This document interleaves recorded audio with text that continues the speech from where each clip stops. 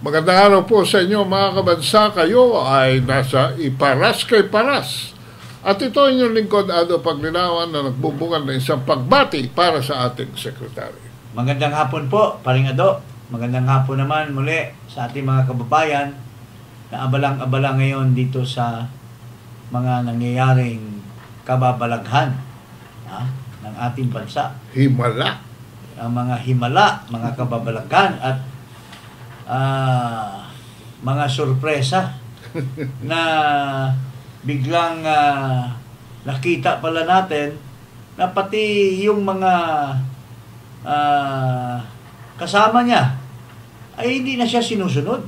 Kasama niya sa Kongreso, itong ating Pangulo na Ferdinand Marcos Jr., si Macoy, biglang nabisto ngayon na hindi na pala siya sinusunod.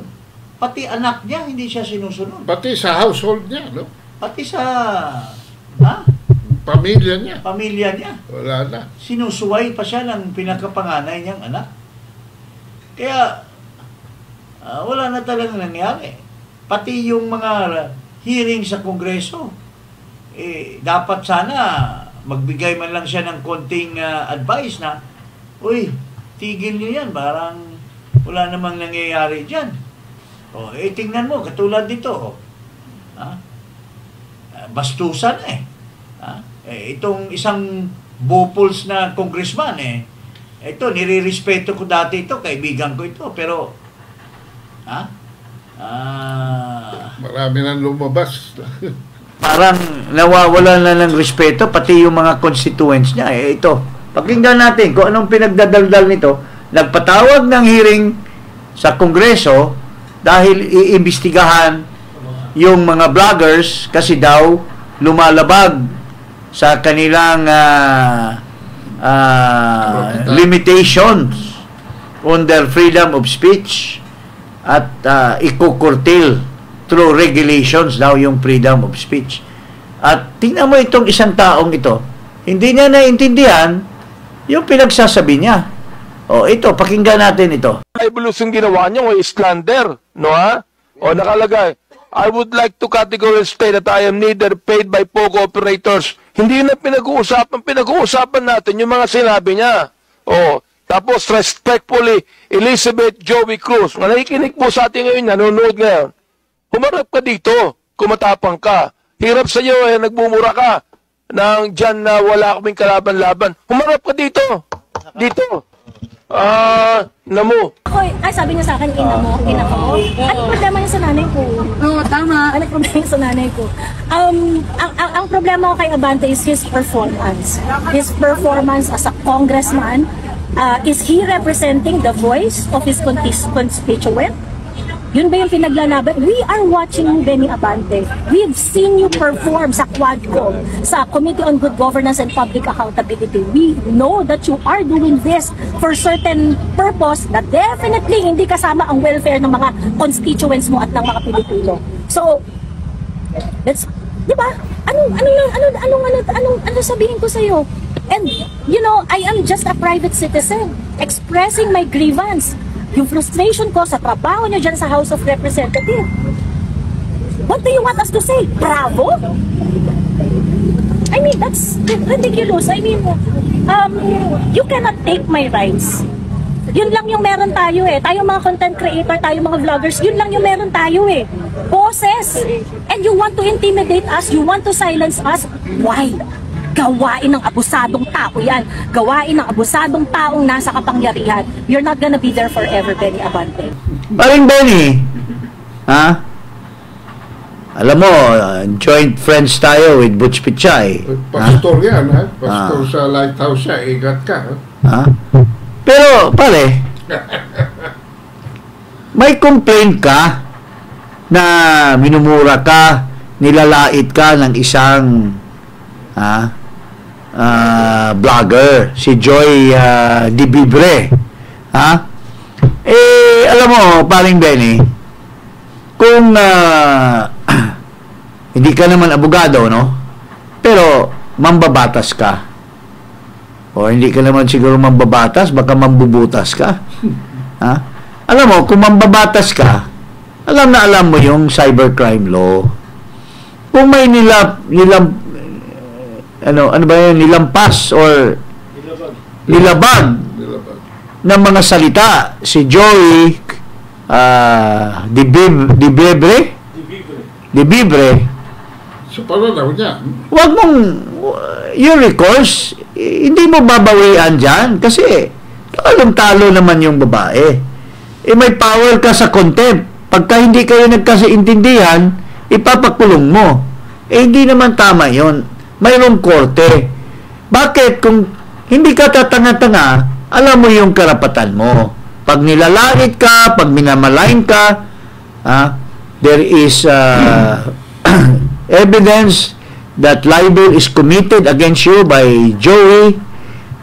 You are defamed, you are maligned, whatsoever. Mayroong cybercrime law. Huwag mong gamitin yung poder mo bilang congressman at doon mo yayariin sa teritoryo mo, tapos hindi mo pasalatain, mamaya-maya, pagka mali yung sinasabi, ipapakulong mo. Napakagago mo naman pagka ginagawa mo yan. Kaya dapat lang talaga, pagka ganyang klaseng tao, dapat lang na murahin ng vlogger kasi may karapatan silang magmura dahil sa katangahan mo. Di ba? Ngayon, gagamitin mo pa yung poder mo, paring Benny, wag naman. Respect, babae pa naman yun. Respeto mo. Mayroon ka namang abogado, ang dami mong pera, pambayad sa abogado, bakit hindi mo sampahan ng libel or oral defamation or Cyber libel. oo. Nandiyan na yung batas Sabi mo minura ka.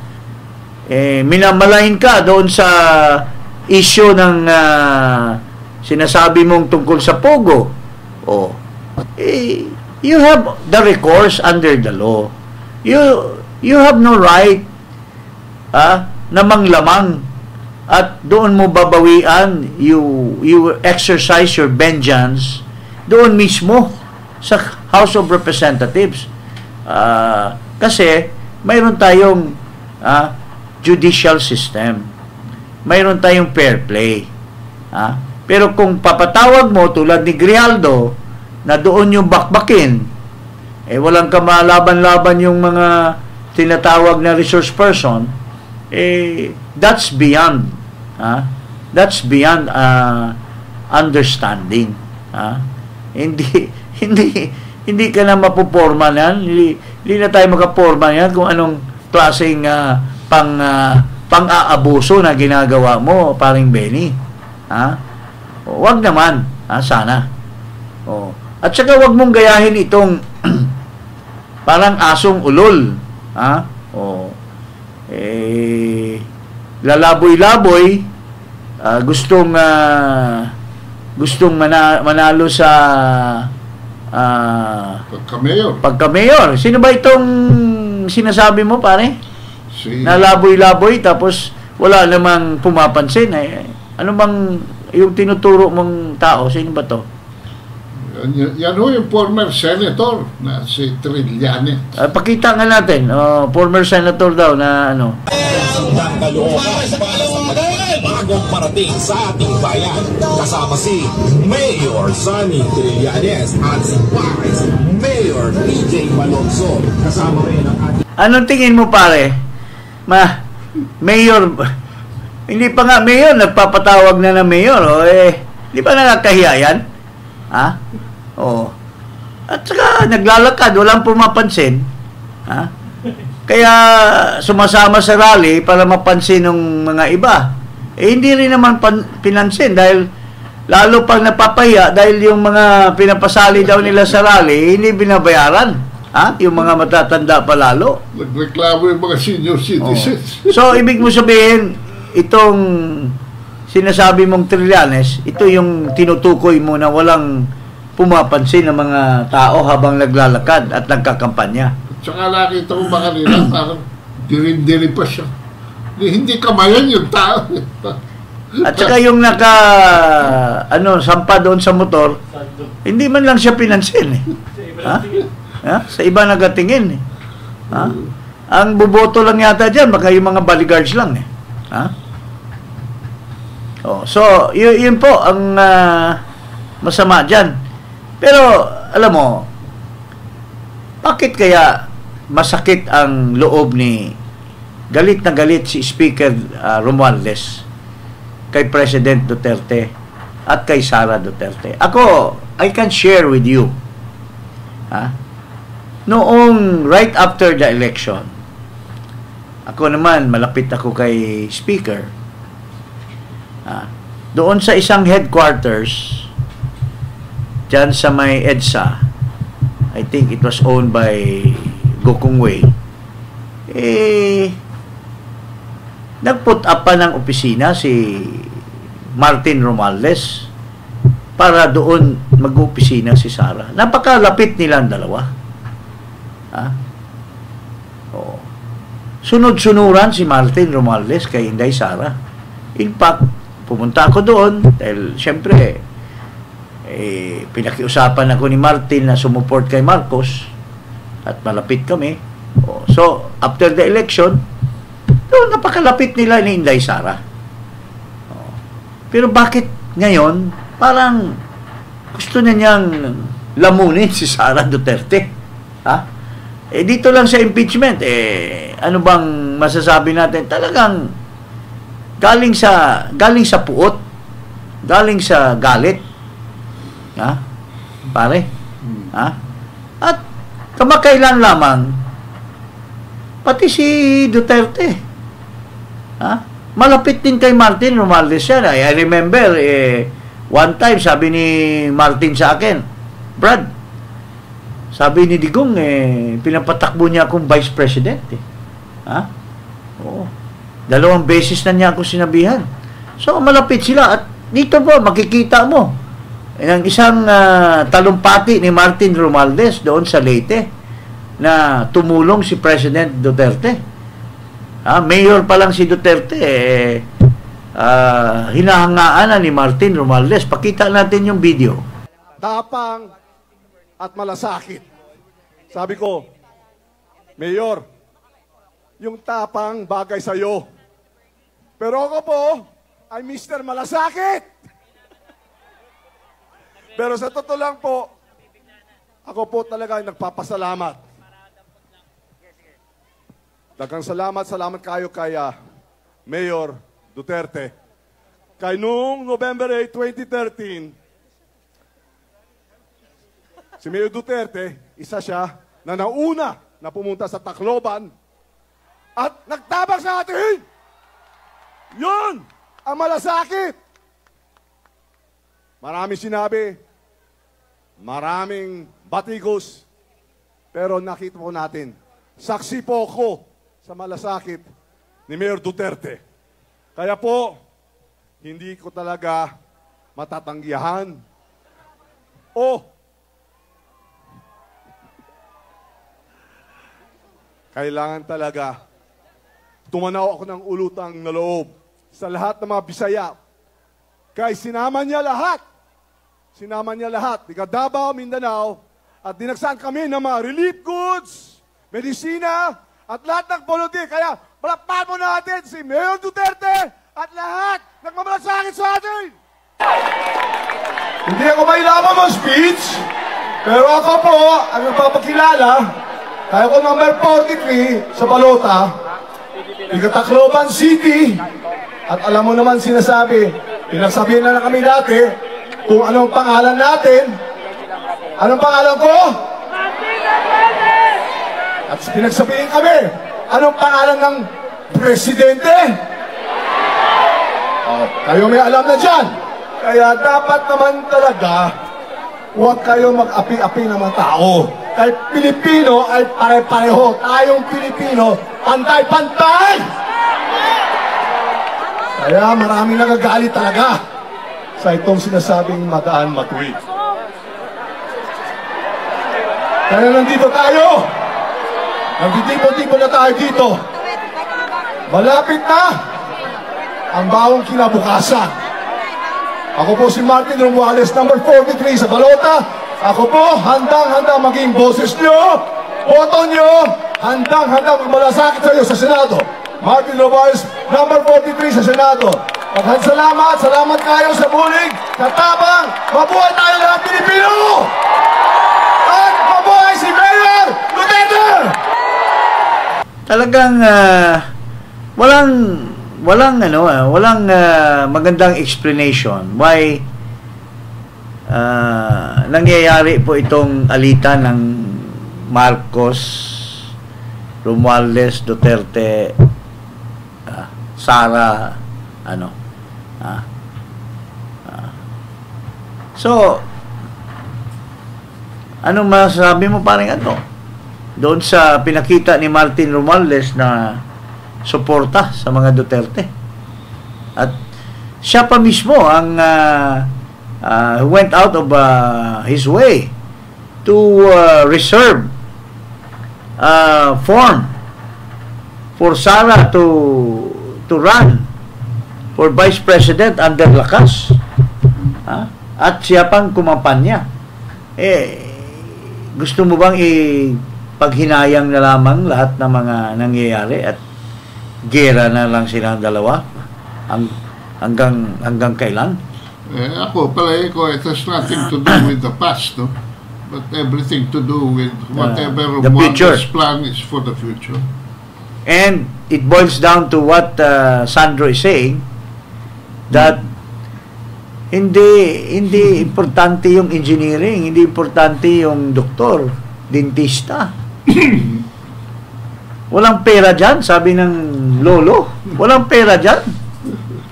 Kaya daw sabi niya, so I went into politics. So ibig sabihin, ginagawa nilang negosyo ang politika. And I think they made fortune out of politics. And hindi lang katamtaman, kundi sobra-sobra. To the extent that during the time of martial law, ay hinakot nila lahat ang kayamanan ng Pilipino.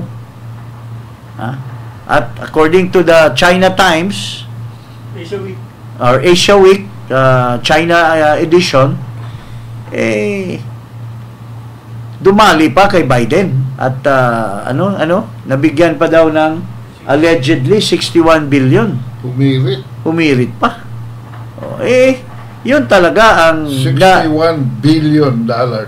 Yun talagang natutunan ni Marcos sa tatay niya na wag kang maging abogado. Kaya nga nag-drop out ito si Marcos. Hindi yata kaya talaga sa utak niya na maging abogado. First year pa lang nag-drop out na. Then shifted to politics kasi nandoon pala yung 61 billion na pambigay ni Biden. Di umano. According to the China Asia Week China edition. So, yun po ang istorya ng buhay natin dito sa Pilipinas. Pero siguro now that the cat is out of the bag, meaning to say, yung impeachment ay nandyan dito ngayon dito tayo ngayon darating sa crossroad. The crossroad towards left or towards the right. Ngayon, lines are drawn. Di ba? Paring lines are drawn. Makisara ba kayo? Makiduterte ba kayo? Doon ba kayo sa magandang kinabukasan o dito kayo sa madilim na kinabukasan? Kasi neutral dyan. Walang neutral. Wala na middle ground yan. You have to be left or right. Pula-puti. Nakita na natin yung left nananawagan sa kanyang mga minions, sa kanyang mga alipores na sundin nyo ako kasi ayaw ko ng impeachment. Hindi siya sinusunod. So anong kinabukasan ng grupo na yan? Kaysa dito, paumpisa pa lang, paangat pa lang. Kasi ako, para sa akin, yung impeachment, unang-una, sinabi na ni Escudero, hindi niya aksyonan. Pangalawa, nagbilang ako. Hindi sila makakuha ng 15 votes. Ha? 2/3. They cannot get 2/3. So, at kung ihahambing mo sa nangyayari sa Amerika, si Donald Trump, 2 beses na-impeach. Pero he survived and he became president overwhelmingly sa popular vote at saka sa electoral college. Nanalo pareho. At saka doon sa mga battleground states na sweep niya lahat. So, and up to now, even mas mababa kaysa dati, Sara Duterte still the highest official with the highest ratings. Si Marcos, ano na lang 19%. Pababa pa siguro. O yung mga kalaban ni Sara, nasa 7 o 9% lamang. So ngayon, mga kababayan, maninindigan po tayo sa kaliwa ba o sa kanan. Nobody should be in the center. Otherwise, you will just be a mere fence setter. So, dito na lang po kami. Magandang hapon po sa inyo lahat. Huwag kalimutan mag-subscribe dito sa Paras kay Paras at i-click ang notification bell sa YouTube channel. Kayo po ay nasa Paras kay Paras. Maraming salamat po. Maraming salamat, mga kababayan.